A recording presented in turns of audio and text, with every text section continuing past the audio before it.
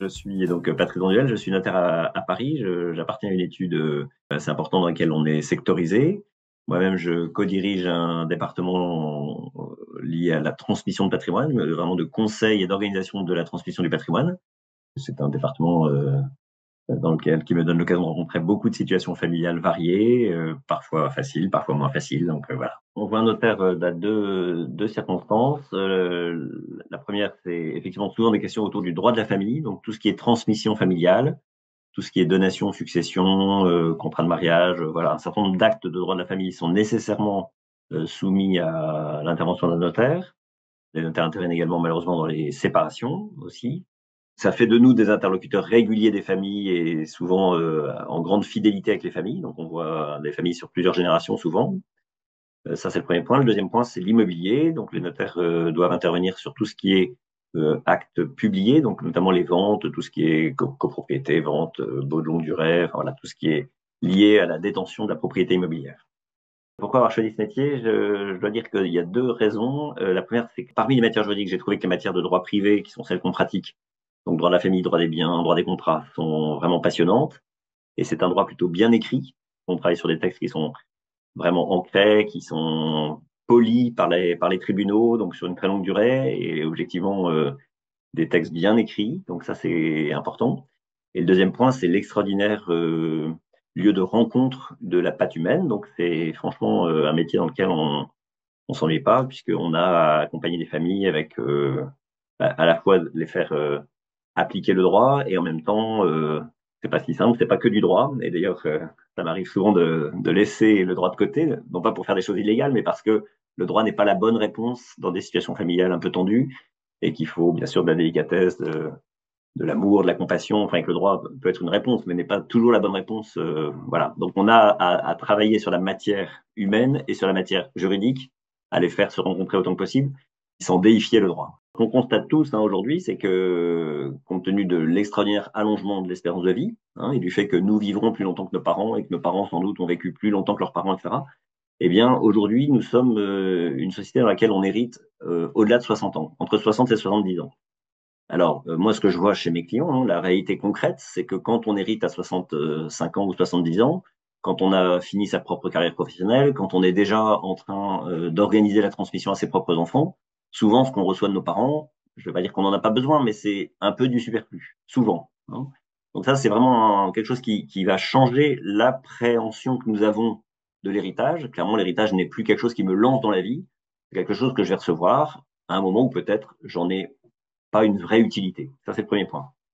Le deuxième point, c'est que toute l'arithmétique juridique et fiscale nous incite, si on a la chance d'avoir des biens, à les transmettre le plus tôt possible et à saupoudrer dans le temps, à éparpiller dans le temps la transmission de patrimoine. Autrement dit, moi-même, c'est pas à 70 ans que je dois commencer à penser à ma propre transmission quand je reçois des biens de mes parents. De fait, si je le peux, à partir de 55 ans ou 60 ans peut-être, avoir amorcé une transmission, si ça s'y prête, si la situation familiale s'y prête, évidemment, il n'y a rien, y a pas d'injonction dans ce que je dis, ça dépendra vraiment des situations familiales particulières et de la situation de confort matériel du couple ou de la personne concernée. Mais qu'en tout cas, si on est dans une situation avec une capacité de transmettre, c'est mieux de le faire au fil de l'eau pour deux raisons. Une raison évidente qui est la raison d'abord que cet argent est plus utile chez les trentenaires que chez des cinquantenaires ou des soixantenaires. Autrement dit, si je dois aider mes enfants, c'est plutôt quand ils sont en train d'acheter leur premier logement ou qu'ils portent une famille avec des enfants et que ça, voilà, avec des coûts, etc. Et que si je peux leur donner du confort à ce moment-là, ça fait sens, premier point. Et deuxième point sur le plan fiscal, on est très incité à transmettre à plusieurs fois et à transmettre le plus tôt possible. Et donc, c'est aussi la bonne raison de transmettre tôt, c'est que c'est moins cher quand on transmet en plusieurs fois et en anticipant. Dans le prolongement de ce que je viens de dire sur le fait que c'est plutôt proposé de transmettre au fil de l'eau, parce que c'est à ce moment-là que les générations suivantes en ont besoin, ne le prenez pas mal, mais la perspective qu'on peut se donner, c'est vraiment qu'il faut mourir le plus pauvre possible. Alors, c'est un petit peu paradoxal de se dire, voilà, j'ai travaillé toute ma vie et je vais essayer de mourir ruiné. Ben oui, moi, vraiment, je pense que c'est une vraie dynamique de vie de se dire que tout ce qu'on a réussi à économiser ou à épargner ou à construire, etc., eh bien, quelque part, peut-être qu'on doit se dire qu'il faut le démonter, le détricoter de son vivant tant qu'on est encore capable de le faire. Alors, en gardant, bien sûr, il n'est pas question de se rendre dépendant des autres. Bien sûr, il s'agit quand même, bien sûr, de garder de quoi vivre jusqu'à 27 jours. Mais en tout cas, de considérer que ça rentre vraiment dans notre plan de vie d'avoir transmis dans de bonnes conditions à nos proches, bien sûr, peut-être principalement, et peut-être au-delà, en élargissant peut-être à des œuvres ou à des charities qu'on aime bien, la quasi-totalité de son patrimoine et de garder juste ce qu'il faut pour vivre jusqu'à la fin de ses jours. Donc voilà, mourir ruiné, c'est un super plan de vie. Quelle est la bonne posture quand on hérite, quand on reçoit? Quelqu'un m'avait interviewé récemment et m'a dit, j'ai beaucoup aimé la formule, en fait, dans le bureau du notaire, on apprend à transmettre et on apprend aussi à recevoir. Et je trouve que c'est une jolie formule pour dire qu'en effet, puisque quelque part, rien ne nous est dur, on a reçu de nos parents la vie et sûrement une bonne éducation et peut-être la faculté de faire des études et d'avoir un bon job et voilà, d'être bien construit. Du coup, quelque part, ce qu'on va recevoir matériellement est un peu du superflu déjà. Bien sûr, ça peut être perçu comme des propos assez iconoclastes et étonnants de ma part, mais en tout cas, considérons quand même que ce qu'on reçoit, c'est effectivement gracieux. C'est vraiment quelque chose qui est du domaine du cadeau. Hein. Les parents avaient le droit de partir en vacances 25 semaines par an et de tout dépenser, de jouer au loto. Enfin voilà, donc les parents ont plutôt été dans une configuration conservatrice et de transmission. Pour nous, c'est vraiment, en plus, c'est vraiment du cadeau, donc il faut le recevoir comme ça.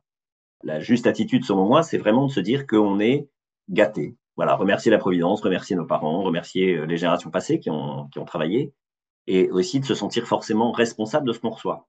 Hein, c'est certain que si je reçois des capitaux, des biens immobiliers, etc., que mes parents ont réussi à épargner, à entretenir, etc., eh ben, j'ai quelque part une dette vis-à-vis des générations passées. Alors cette dette, il faut la vivre avec hauteur de vue. C'est pas parce qu'on a reçu des biens qu'on doit s'y attacher et les idolâtrer. Et il peut arriver que malheureusement dans les familles, on ait une espèce de dette de conservation, une obligation de conserver les biens, la maison de papa, le château de famille, etc.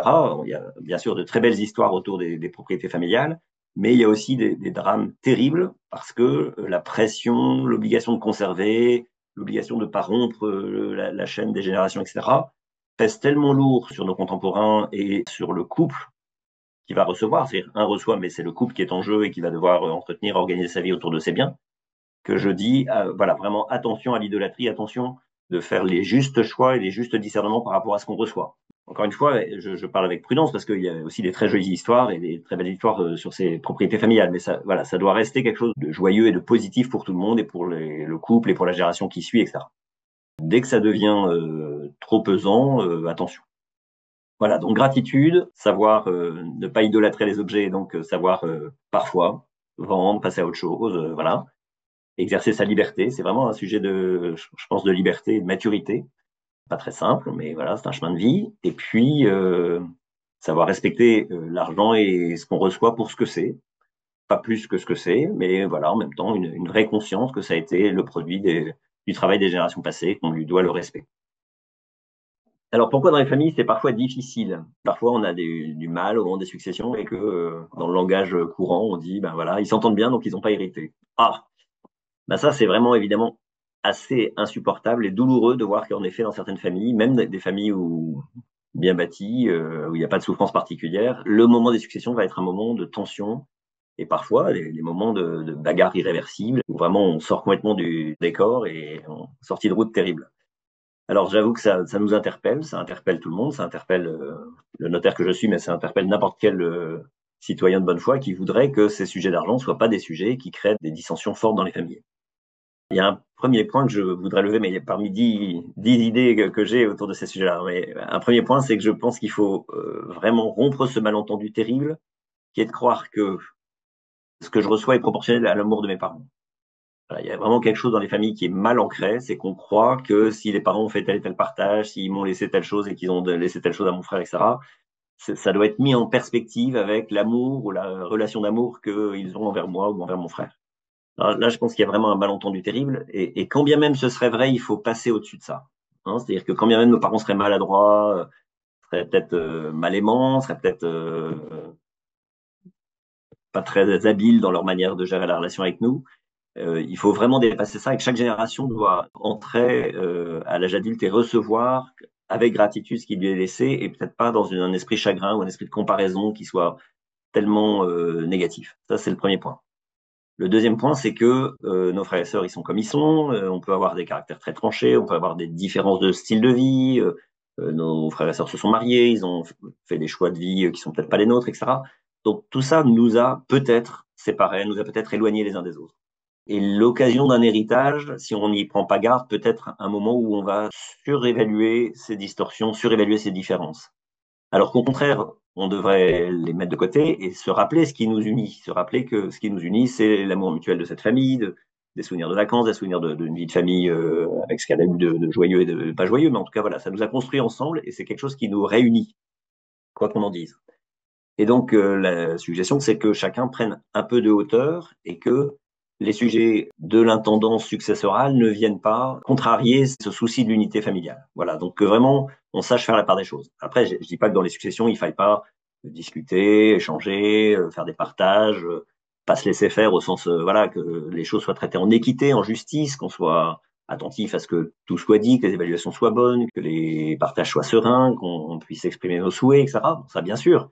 Mais voilà, que l'aspect relationnel ne prenne pas le pas sur nos demandes légitimes dans le cadre d'un partage successoral tout simple. Voilà, il y aurait beaucoup de choses à dire autour de ces questions-là parce que évidemment il y a beaucoup de subjectivité, beaucoup de ressentis, et parfois c'est très très douloureux. Nous on est là, nous les notaires et les autres conseils des familles pour voilà aider les personnes à faire la part des choses et à s'attacher à l'essentiel, à ne pas se perdre dans des détails, à voir l'essentiel. Voilà, c'est quoi l'enjeu? Et j'ai un très joli petit souvenir d'un client, c'est relativement récent.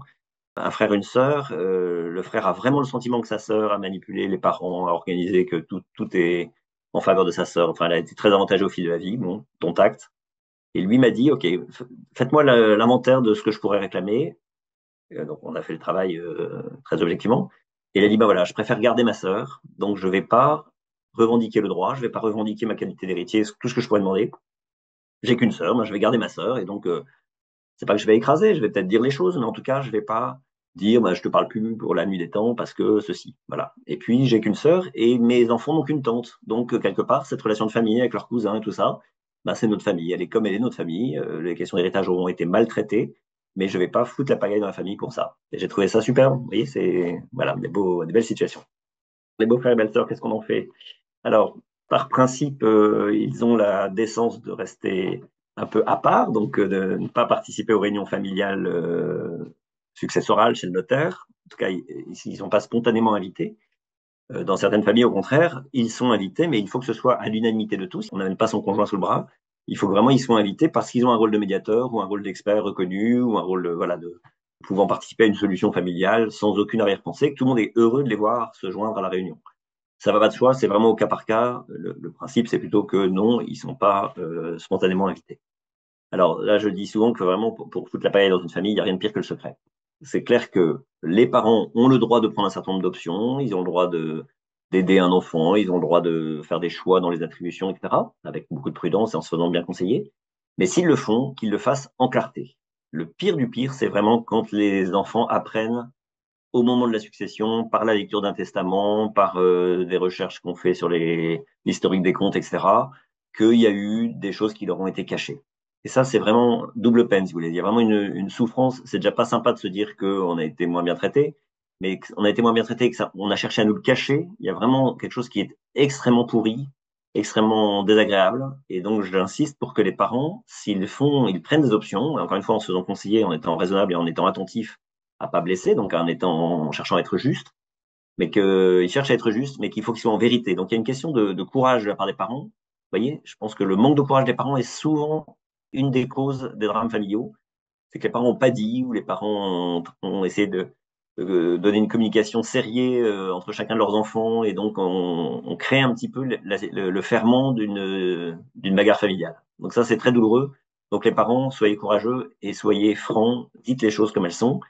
Et s'il faut que les enfants râlent parce qu'ils sont pas d'accord, eh ben, confrontez-vous à vos enfants, c'est normal, c'est vivant. Hein, c'est le pire, c'est vraiment de ne rien dire et que les enfants l'apprennent plus tard. Globalement, la fiscalité française incite à anticiper. Plus c'est tôt, moins c'est cher. Et incite à faire en plusieurs fois. C'est-à-dire plus c'est en petits paquets, moins c'est cher. Puisque l'impôt est très progressif. Si on transmet par petits paquets, c'est toujours moins cher que de transmettre en une seule fois. Une fois qu'on a dit ça, il faut comprendre la logique de la fiscalité française, c'est de dire ben, plus les jeunes reçoivent tôt, plus c'est efficace pour eux, puisque l'argent circule pour l'économie, etc. C'est préférable. Et puis également, soyons cyniques, c'est un petit peu un escompte commercial, c'est-à-dire que quand le gouvernement de 2025 reçoit des droits sur des donations, eh ben, il les a reçus aujourd'hui, c'est pas une succession de 2040 ou de 2045. Donc il y a un petit côté anticipation. Si tu payes d'avance, c'est moins cher. Donc, moi, je considère qu'il faut accepter cette relation un peu marchande avec le trésor public qui nous dit bah, paye maintenant, c'est moins cher. Donc bah, oui, pourquoi pas, c'est permis. La place des œuvres, des associations ou des fondations dans une succession. Il y a deux étapes. D'une part, les parents, donc les futurs défunts, peuvent avoir souhaité, par testament, réserver une partie de leur patrimoine pour une œuvre qu'ils aiment bien, peut-être une œuvre qu'ils ont aidé toute leur vie au fil de l'eau, et bien peut-être qu'ils veulent laisser un compartiment, une somme, un objet, un bien immobilier à une charity. Ça se fait même quand on a des enfants. Hein. Souvent, on se dit, bah non, c'est les gens sans enfants qui vont désigner bonne œuvre comme bénéficiaire. C'est pas tabou du tout dans les familles, même quand on a des enfants, de dire bah, j'ai une part de mon patrimoine que je réserve à une œuvre. Et là aussi, comme je l'ai dit tout à l'heure, c'est important que les enfants soient informés, qu'ils ne l'apprennent pas au moment de la succession. Donc ça, c'est le premier point. Le deuxième point, c'est que dans certaines familles, et toujours dans l'idée de dire que ce qu'on reçoit, ça peut être du superflu, en tout cas, ça arrive à un moment dans la vie où on a peut-être moins besoin, eh bien, si les parents n'ont pas fait ce geste vers une œuvre qu'ils aimaient bien, les héritiers peuvent le faire. Donc, les héritiers peuvent décider de faire ce qu'on appelle un don sur succession. Donc, ils décident d'allouer une partie qu'ils fixent tout à fait librement de ce qu'ils reçoivent dans la succession à une œuvre qu'ils désignent, qu'ils choisissent, qui peut être une œuvre qu'aimaient bien leurs parents, mais pas forcément, ça peut être leur choix propre. Et cette fraction du patrimoine de leurs parents qui ne leur revient pas, qui va être orientée vers une œuvre, ne subit pas de droit de succession, elle est directement orientée vers l'œuvre, comme si les parents avaient fait un testament en disant je laisse 20 000, 50 000, 100 000 euros à cette œuvre.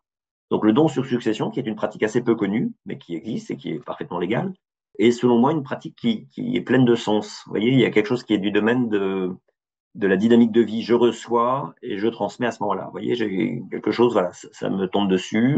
Merci les parents. Et en même temps, je pense peut-être à élargir cette générosité de mes parents vers une œuvre qui peut-être me parle ou parler à mes parents. Assez souvent dans les familles, une situation où les parents ont dû voler au secours d'un de leurs enfants adultes et plus longtemps, de porter, peut-être le loger gratuitement, peut-être de payer les études des petits-enfants, enfin voilà, quelque chose qui est assez important, le rôle des parents, voilà, de venir un peu au secours d'un enfant. Et la question au moment de la succession va se poser de savoir si on doit ou pas faire des rétablissements. C'est-à-dire que l'enfant qui a été plus aidé, est-ce qu'on considère qu'il a déjà eu sa part et que donc il aura moins dans la succession ou comment ça peut se traiter? Et là, je vois deux choses importantes à se dire. D'une part, il faut que les parents, là aussi, aient une parole claire et que les parents doivent savoir dire, nous avons aidé votre sœur et nous considérons que pour 100% ou pour 50% ou pour 40% ou pour 30%, c'est en plus parce qu'elle en a vraiment besoin. Voilà, c'est la vie est comme ça. C'était un pépin de la vie et on pouvait pas prévoir et c'est pas de sa faute. Donc voilà, nous considérons que cette aide que nous lui avons apportée, c'est en plus de ses droits, ce qu'on appelle un préciput. Donc les parents ont à prendre parti. Et quand bien même les parents auraient pris parti dans un sens ou dans l'autre, les frères et sœurs, dans la manière dont ils appréhendent cette situation, encore une fois, j'insiste, qui a été portée à leur connaissance complètement, en toute clarté, les frères et sœurs peuvent avoir le souhait de dire, bah, écoute, bien sûr, on revient pas dessus, ce qui a été fait, c'est très bien, les parents ont vraiment fait ce qu'il fallait, nous, on veut pas du tout de rétablissement, voilà, ou un rétablissement partiel. Voilà, je crois que ça, c'est vraiment quelque chose qu'il faut se dire. Et nous, dans ces situations familiales, nous, les notaires, on est amenés à vraiment à donner les cartes aux clients, parce qu'ils savent pas, les clients. Ils peuvent se dire, ah ben, que dit le droit, c'est dû, voilà. Et nous, on est vraiment, voilà, donner un éclairage bien particulier sur cette situation-là pour que les clients puissent se prononcer en connaissance de cause et peut-être trouver des voies moyennes, trouver des solutions qui fassent que, voilà, on trouve un accord familial fort et autour de ça. Et moi, je trouve ça très édifiant, notamment pour la génération 3, la génération d'après. C'est-à-dire de savoir que mes parents ont renoncé à une partie de leur succession au profit de mes cousins et de ma tante parce elle s'est fait plaquer par son mari à 35 ans. Bah, je crois que c'est une leçon pour la vie. Hein. Et donc ça, je crois qu'il faut vraiment se dire qu'il y a quelque chose de fort dans la manière dont on va se comporter dans les successions, nous, à notre génération, quand on reçoit à 60 ans, bah, que ça va inspirer la génération d'après. Voilà, il y a quelque chose du domaine du bien commun pour les générations à venir. Voilà, et ça, je crois que c'est vraiment important. On a une responsabilité aussi là-dessus. Un dernier conseil. Moi, je dirais vraiment, et j'insiste, hein, cet aspect de transparence et de courage des parents, cet aspect de délicatesse et de sens de la justice des enfants. Hein, donc à la fois demander justice et en même temps pas être un hystérique de la justice et voilà. Est-ce que la justice existe? Je sais pas, mais en tout cas voilà, de savoir mettre un peu d'eau dans son vin et d'être un peu intelligent et mature dans cette demande de justice, ne pas accorder trop d'importance passionnelle au fait que ce que je reçois dans la succession de mes parents, ce n'est pas le cadeau d'amour de mes parents, ce ne sont que des biens matériels, donc ça j'insiste beaucoup là-dessus. Après, dans la forme et dans la délicatesse des relations, je pense qu'il faut vraiment savoir demander conseil, savoir peut-être parfois faire intervenir un référent familial, un oncle. Vous voyez, quand la relation est trop difficile, savoir aller chercher de l'aide ensemble. Alors ça peut être un médiateur professionnel, mais ça peut être aussi un membre de la famille qui fait autorité, un oncle, un parrain, voilà, quelqu'un qui peut avoir écouté l'un et l'autre et mettre un peu de douceur dans la relation. J'invite aussi nos clients à ne pas utiliser les boucles WhatsApp et mail pour se dire des choses importantes en copie à tous dans le règlement des successions. C'est pas le lieu du tout. C'est pas des bons supports. On n'est pas en entreprise et il faut se parler et pas s'écrire des choses à toute heure du jour et de la nuit avec des réactions à chaud. Ça c'est vraiment un venin dont il faut absolument se protéger. Et c'est vrai que spontanément, tout le monde utilise le mail et les boucles de messagerie, mais c'est pas le lieu quand il y a de la tension. Et en plus, on n'est pas égaux devant ces outils, donc pardon, mais voilà, respectons-nous les uns les autres. C'est vraiment un point sur lequel il faut être attentif et convenir au début d'un mode de communication qui soit pas celui-là. Voilà, ça c'est des petits détails, importants à mon avis que les choses se passent en douceur.